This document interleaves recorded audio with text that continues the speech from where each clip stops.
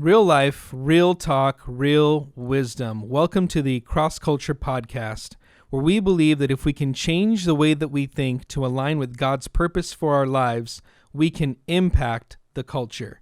This is Cross Culture.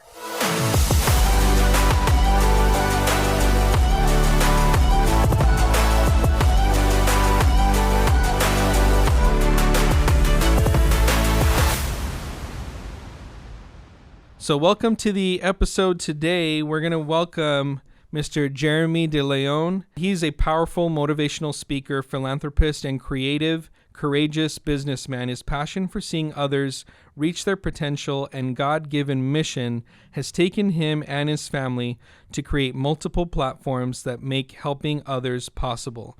In Jeremy's 30s, with divine help and direction, he has successfully placed himself in the global recycling industry, real estate investing, outsourcing and offshore staffing, you're a busy man, and the nonprofit sector. His tenacity, drive, and spiritual walk are some of the results of his success. His next steps in business include e-waste and e-commerce ventures. Please welcome Jeremy De Leon. Kris, thank you so much for having me. I'm humbled to be here, and I'm hoping to be able to glorify God through our testimony. Amen. So you have a powerful story, and I really want to get into that because I believe that when we understand someone's story, it gives us a framework to understand your life view and how God got you from where you were to where you are today. Because it's easy to see the success now, and some people think that, it was overnight success. No, there was a process that took place. So if you could take us back and just share your story.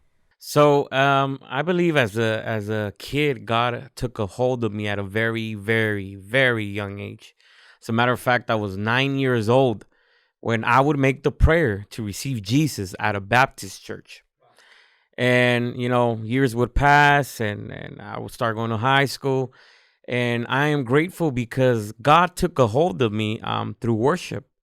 Since very young, I was 10 years old, I started playing the drums. So I would have to be at church at all services, and there was a certain level of conduct that I had to have in order to be able to participate in the worship team, which also helped me to just maintain myself aligned with the Word of God and prayer and my seeking of God. And so as years would pass, I would start going to high school, and that's when it gets a little bit more interesting and a little bit more challenging. And I was trying to fit in, but to a certain extent, I really couldn't. And it got to the point where I made a bad decision with good intentions. And I decided to start cutting school so that I can, quote unquote, honor God. And well, long story short, eventually that caught on to me, and I was going to school for many, many hours. Monday through Friday, I was going from 8 a.m. to 9 p.m. And then Saturdays, I was there from 8 a.m. to about 2 p.m., which led me to persuade my parents to purchase me a vehicle. I said, you know what, I'm trying to do what you guys want me to do, get a high school diploma, get in within the time frame, right? The only way I can actually do that, and based on my schedule, is if I drive to school. And I was 17 years old at the time. And for some reason, I was able to pull that off. And I started driving when I was 17. Wow. And what's interesting about that is that I was driving without a driver's license. That could be a problem. And yes, definitely that would become an issue.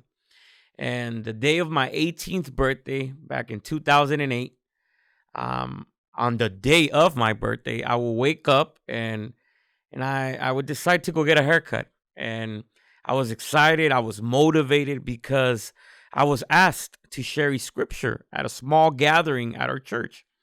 So, when you're asked to share something, it's like you're more intentional in seeking God in prayer and even in your worship, right? And I remember that day I was preparing myself, not just to celebrate my birthday, but also to be able to share a word at our church.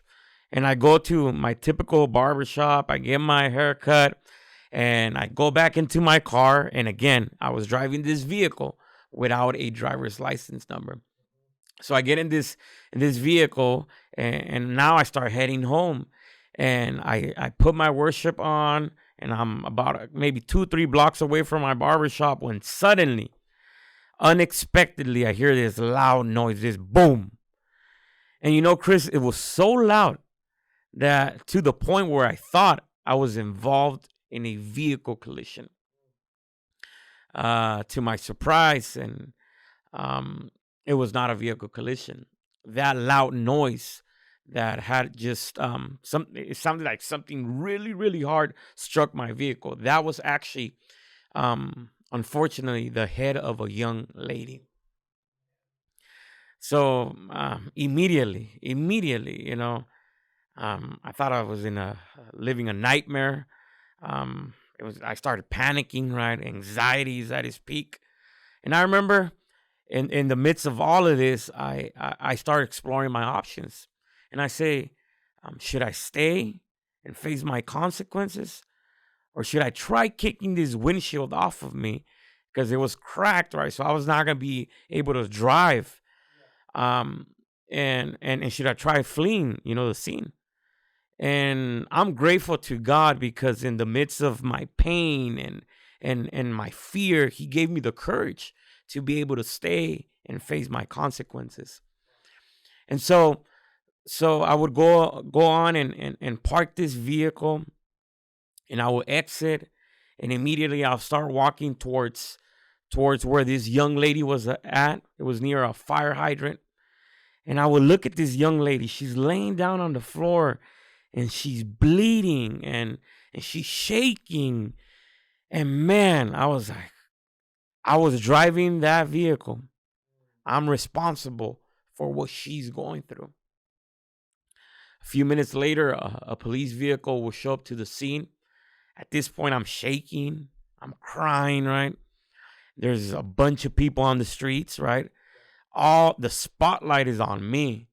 And this officer gets out, and she yells, and with this tone, this heavy approach, she asked, and she said, "Who was driving this vehicle?"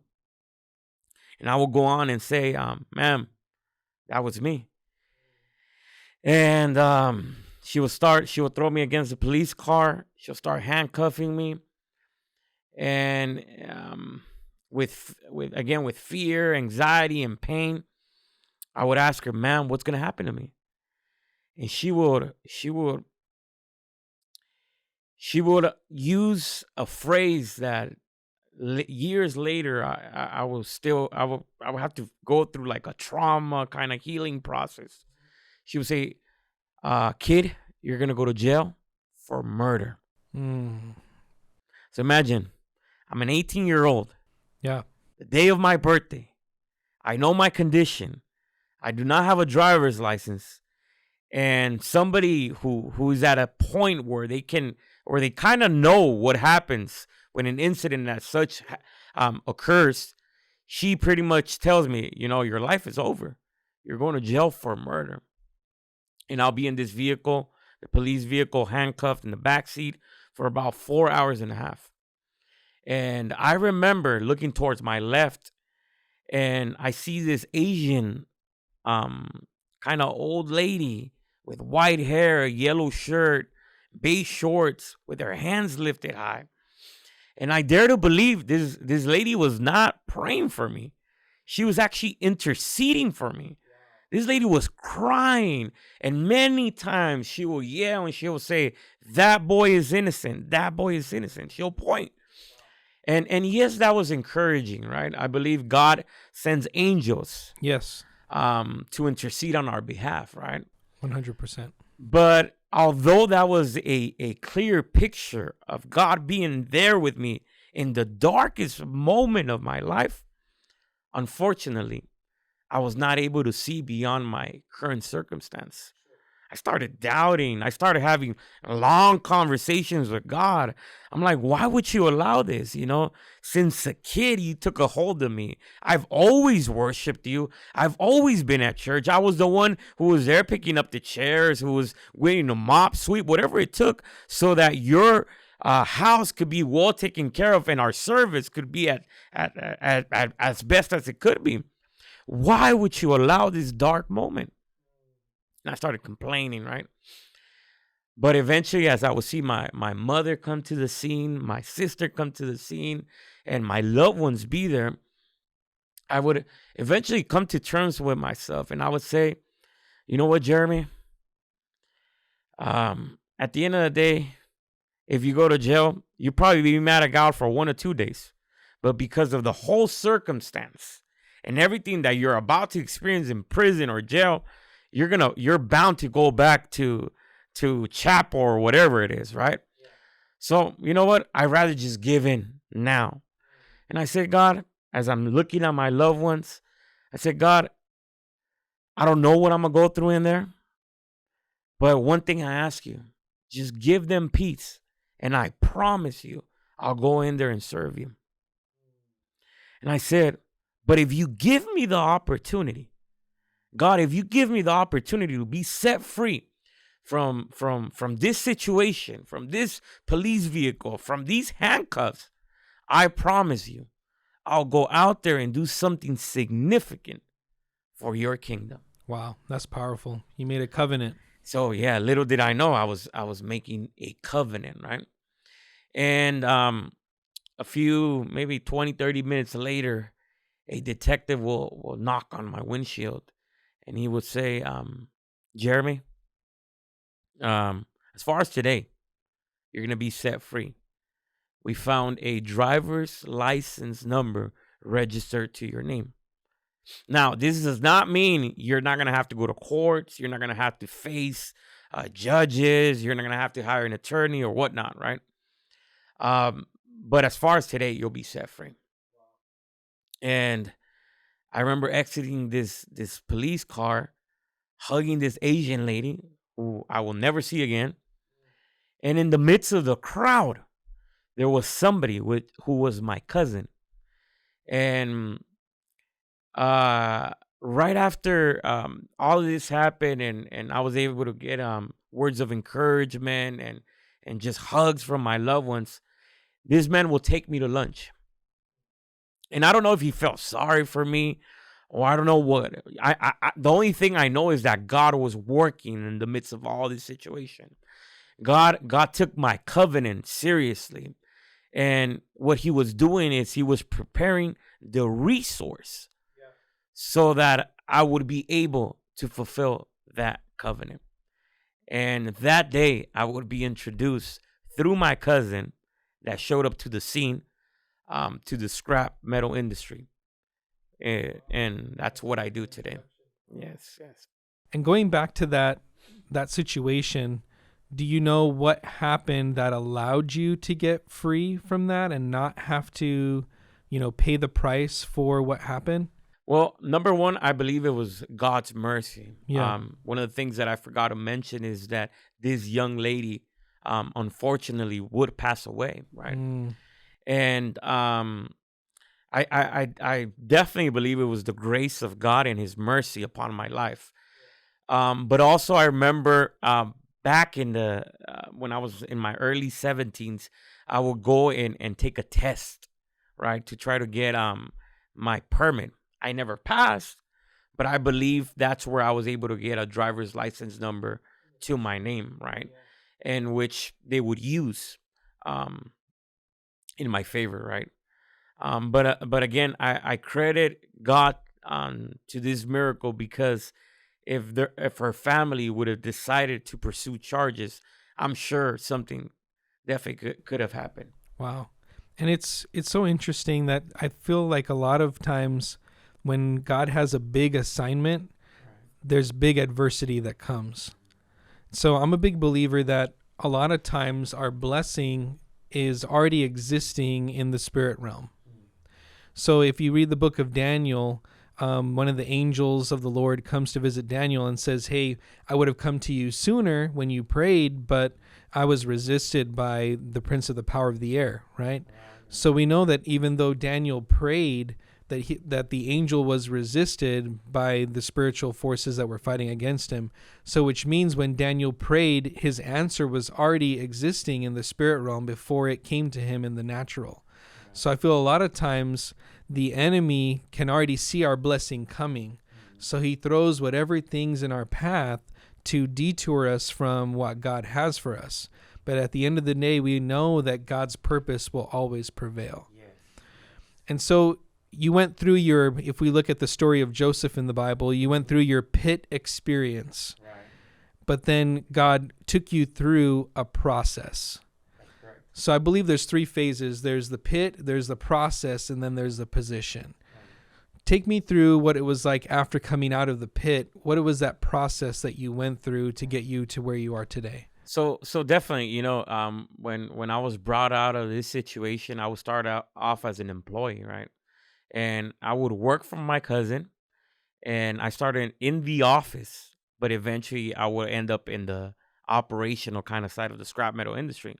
And just to give you a little bit of context to that, it's a lot of heavy lifting, it's driving equipment, it's knowing how to torch stuff that I've never done in my life. But I was so willing, right? So I believe in the first phase, I was learning. It was a lot of character development, right? And also planting seeds, right? I remember one time my cousin would come up to me. He would ask me, why do you work so hard? Why is it that you're so loyal to me?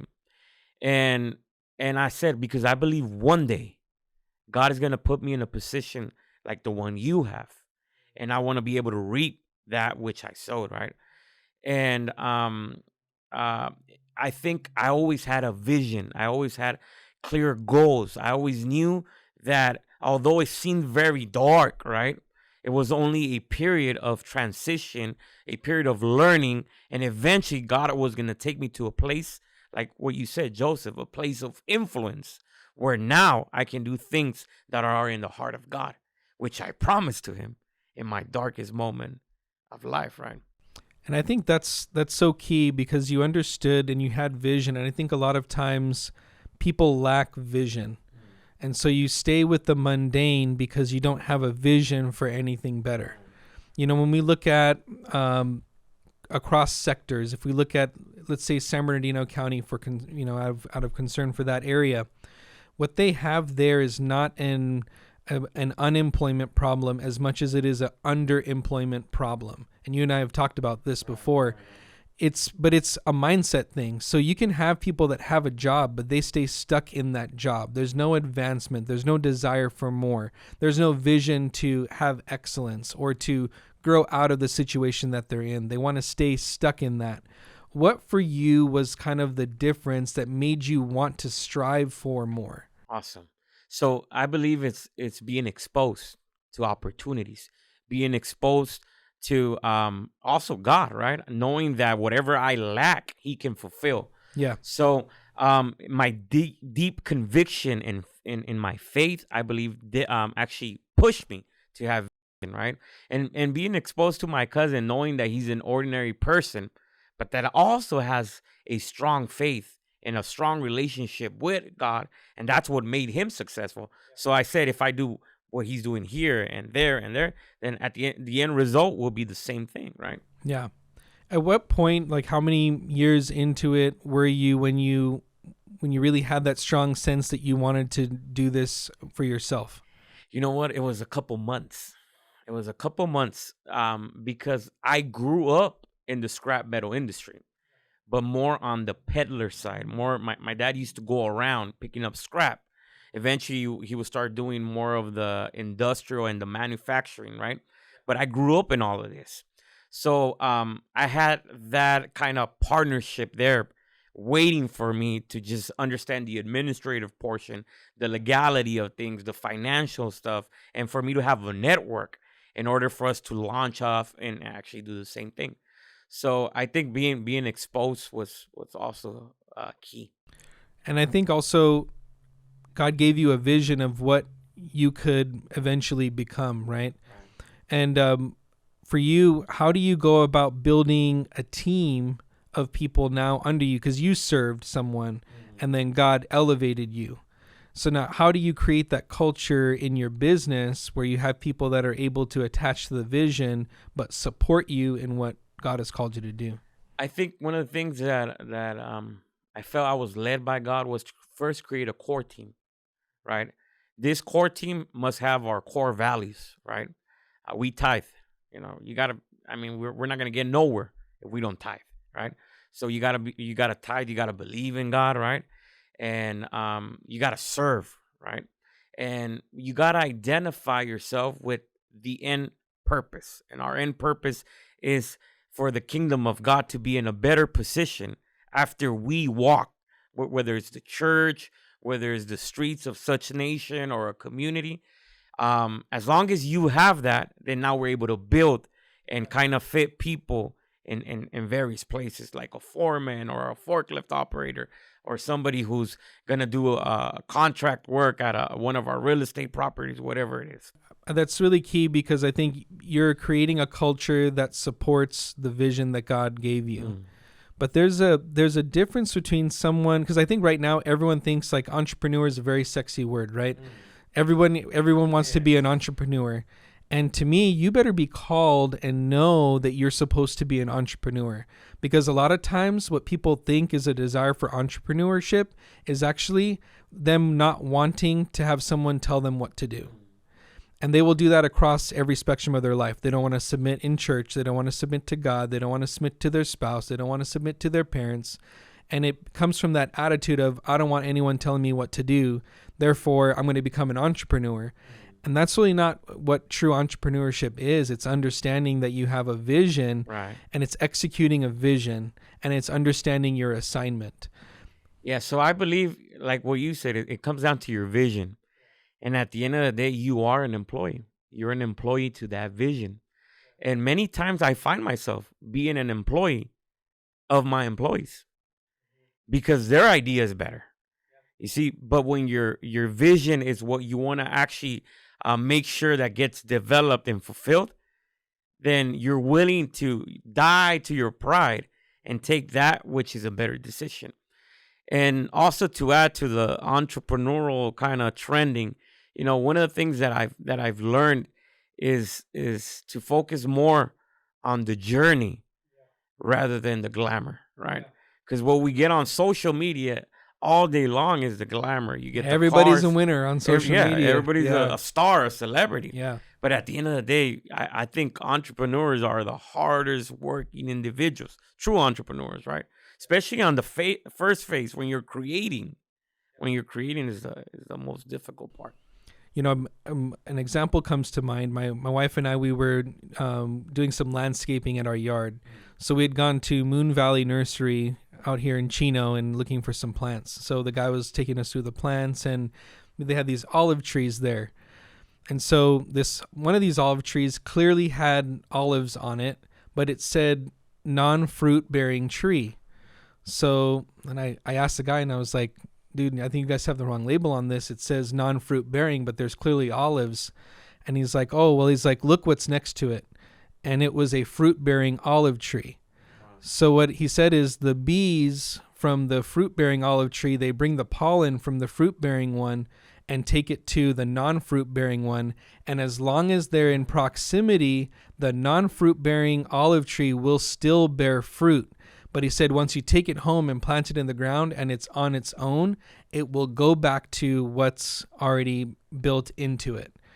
And so a lot of times I think we build them into our infrastructure, our network in our companies.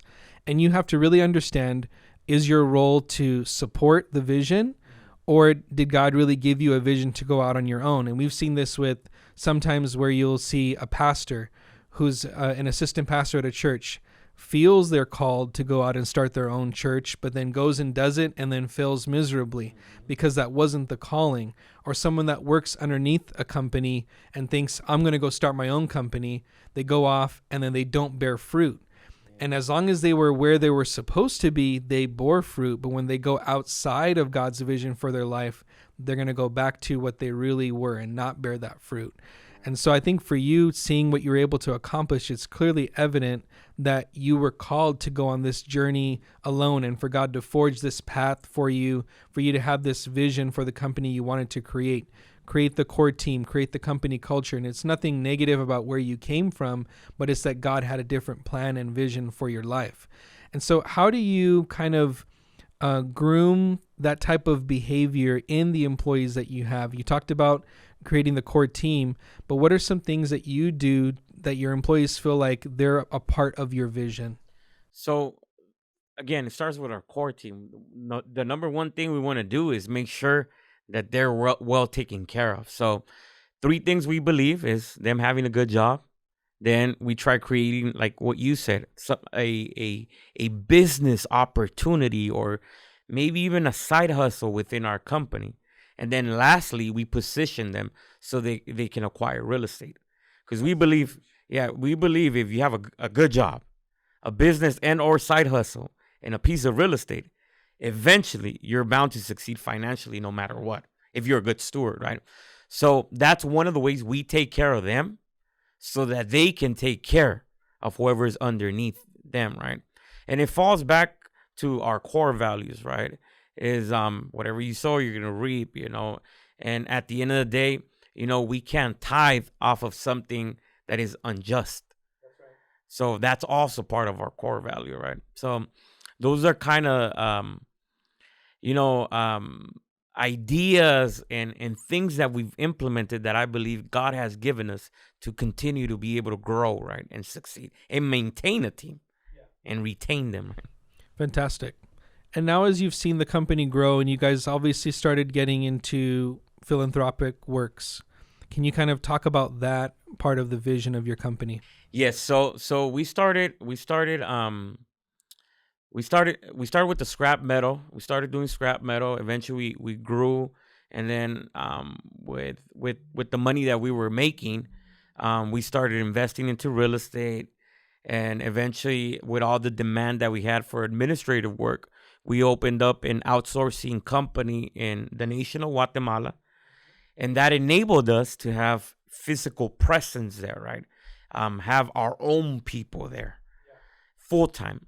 So what that led us to was to be able to explore opportunities, right, for the last couple of years and what we can actually do in the nation of Guatemala. And this year, we officially adopted the nation of Guatemala. In January, we're going to start a hub. And in this place, we're going to be able to educate people. We're going to be able to feed children. There's going to be a rehab home. We're going to teach about mental health and all that stuff, and have a more tangible place where we can kind of distribute from there to the whole nation. On top of that, Cornerstone of Hope, we do a annual Bless a Nation. This year we were in the nation of Kenya, and we were able to bless orphans. We were able to be at multiple churches. We did a crusade. And out of this event, we partnered with one of the bishops there. And next year, we will build an orphanage in the nation of Kenya. Wow. How does that fuel you to be even that much more successful in your business? Yeah, you know what? It definitely drives me, right? I think a couple years ago, before we had kind of defined what Cornerstone of Hope was and what it entailed and what it actually required, even financially, right? I was in all of our businesses, I was on first gear, if I can say. Everything was running, no major growth, right? But when I started seeing what God was actually giving us, right, in regards to our assignment with Cornerstone of Hope, I said, man, we need so much money that we definitely had to go back to each company within its own industry and say, how can we grow? How can we create more money? How can we fundraise more so that we can feed this, which is Cornerstone of Hope? So in the last maybe 6 to 8 months, we've been pushing and just working so that we can create and be able to fulfill that task that God has given us. Fantastic. I get excited because seeing what you're able to do and seeing all the things you're involved in is very ambitious. And so how do you kind of make it all work? You mentioned your scrap metal business, then Proma Investments, then you've got Global Multi-Connect, and you have I think you have another one in there, Invest One. Yeah, we have Invest One, and then we have a trucking company, CNT Pacific, and obviously Cornerstone of Hope, and we do serve at our local church, Chapel of Change. I believe the way we make this happen is through systems and structures, right?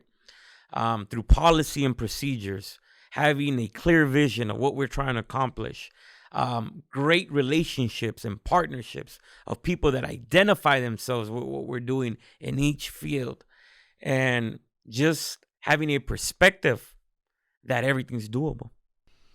And how do you go about kind of generating more business for each of these entities? Do you find yourself that God is sending you the right connections, the right customers, the right clients? Yes, I think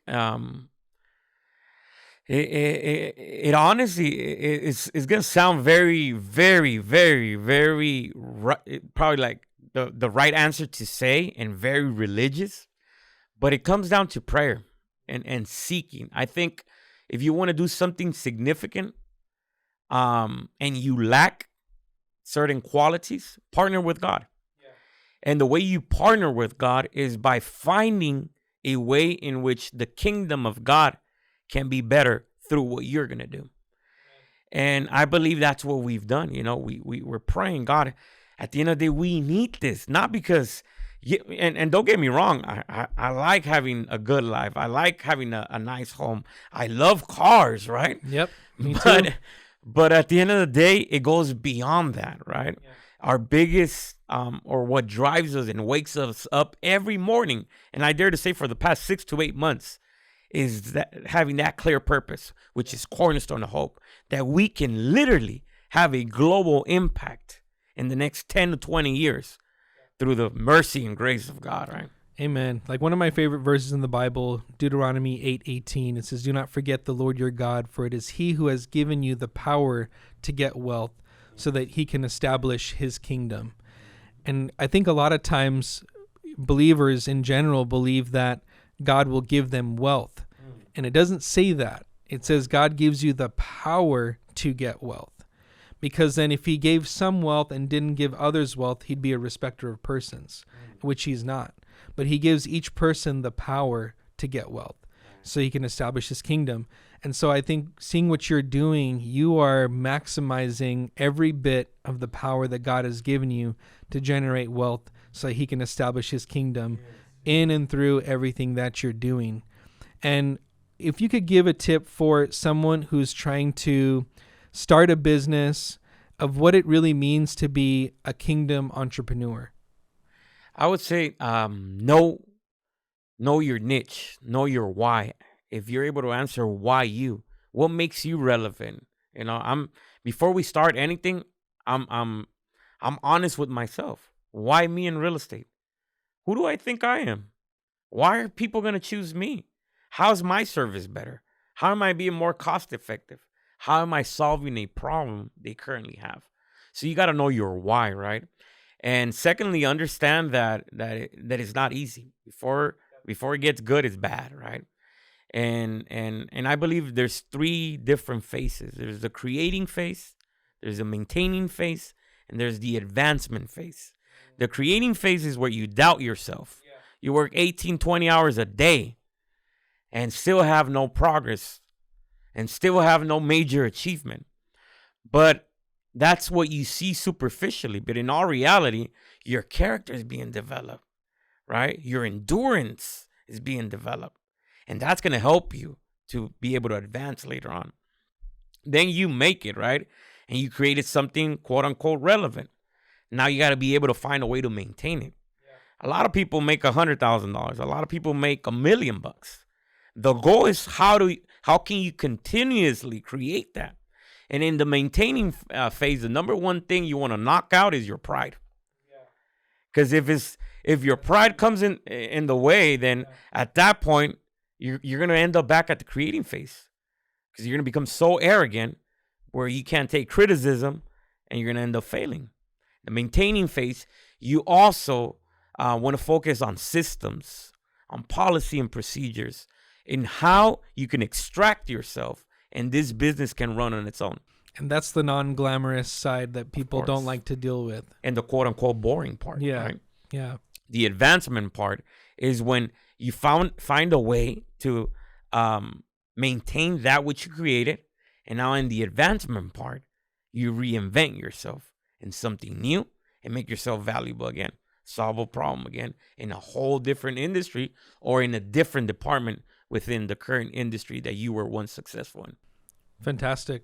And if someone wants to partner with you with Cornerstone of Hope, how can they go about doing that? Well, they can visit our webpage. We're doing a lot of significant things.